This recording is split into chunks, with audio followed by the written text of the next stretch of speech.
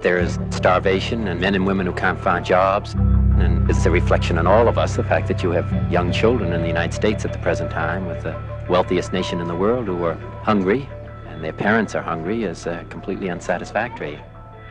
Robert Kennedy went back to Washington. I told him I was going to stop through Atlanta and see Martin, and he said, well, tell him to bring the poor to Washington.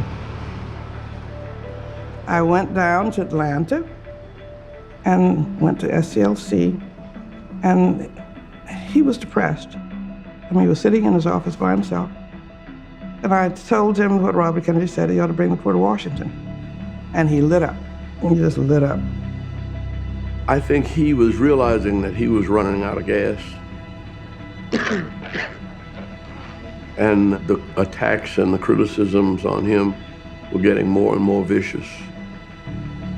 But he was really aware of the fact that we had not hardly raised the issue of poverty.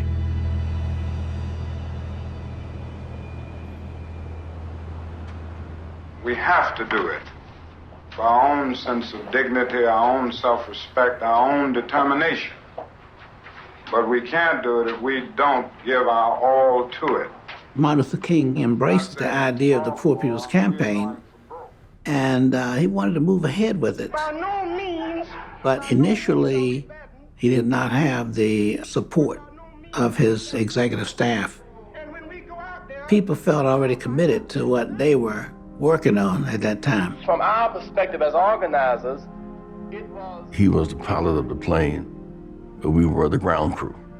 Without the ground crew, the plane could not leave the ground. given the realities of... Martin Luther King went on a fast to reunite people and get them to think collectively how they could participate. As we go into these communities, And they finally started coming aboard. we must remember that we are the custodians of a philosophy. But he talked about this frustration. His staff was for all concerned. They said, you know, we haven't seen him laugh in a long time. Now, I don't know whether we're going to win or lose or draw or what we're going to bring back, but I'm not going to sit by and... So they called me and told me, think of something to do to make him laugh.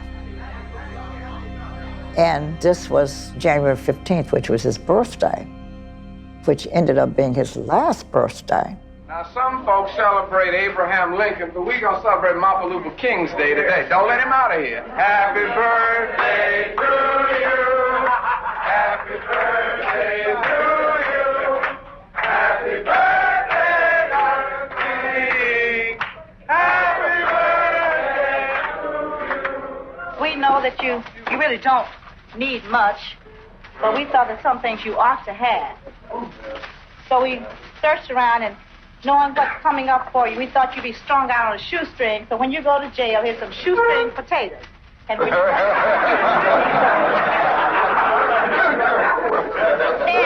we know how fond you are of our president, Lyndon Johnson. And we know how you're supporting everything. I've got this little cup for you, and I want this back because it's mine. Let me read. It says, we are cooperating with Lyndon Johnson's war on poverty. Drop coins and bills in the cup. And, and this is a special gift for me, a real one.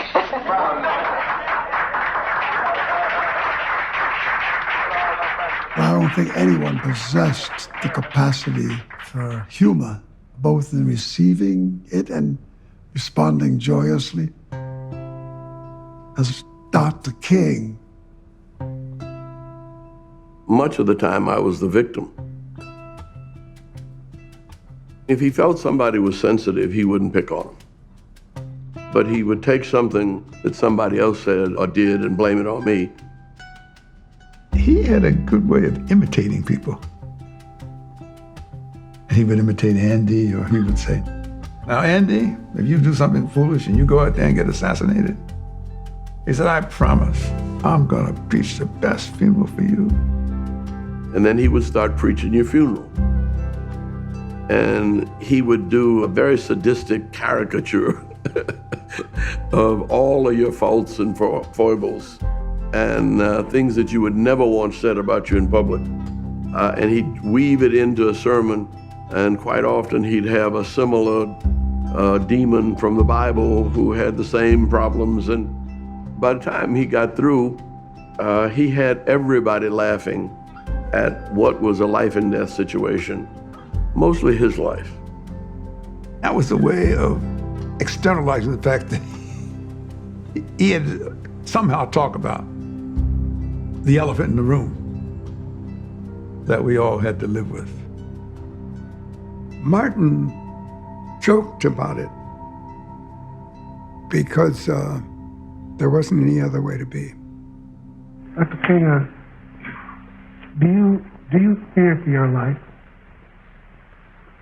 Not really. I face the fact that something can happen to my life. Ultimately, it isn't so important how long you live. The important thing is how well you live.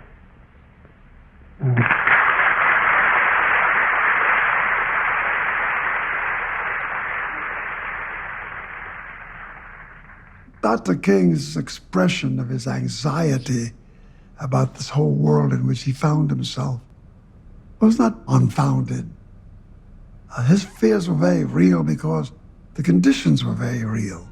What is it that America has failed to hear? I had noticed that he had a tic. He had occasion to get caught. Has failed to hear that the plight of the Negro poor has worsened over the last few years. It wasn't consistent, but it was apparent in enough situations for us to know that there was a psychological problem here. And then one day, that tic was no longer evident. I said to him, well, what happened to the tic? He said, it's gone. And I said, well, how'd you get rid of it? And he said, I made my peace with death. I know all of you are studying hard and you're just doing fine in school, and I'm glad to see you. We're glad to see you. Thank you very much. I think he always knew that each and everything he did could be the last thing that he did. And he used to say that if you're really going to be free, you have to overcome the love of wealth and the fear of death. You all just took off from school, huh? He was prepared to die, but he was also determined that his death and his life would have meaning. And I think that's what he was wrestling with Vietnam and Chicago. Tell Jose and Ralph to rush on. And the Poor People's Campaign. Hello, give me some. Where we stopping? Where we stopping? Where we stopping? Where we stopping?